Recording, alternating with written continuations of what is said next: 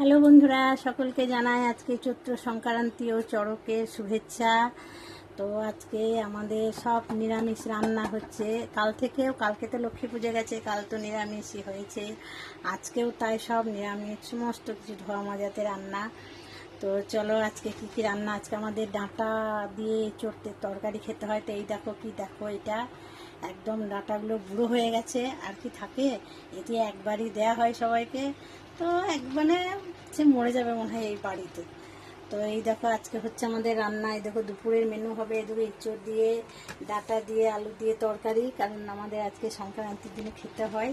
আর এই দেখো আম ডাল, এই দেখো ডালটা সেদ্ধ করে নিয়েছি। আর এই দেখো আমটা ছুঁকে ভাত ভেজে তারপরে দেবো ডালে। আর এই দেখো আমের চাটনি হবে। তো আজকে আমাদের এই মেনু বন্ধুরা। তো কালকে পয়লা বৈশাখ, শুভ বৈশাখ কালকেই করব।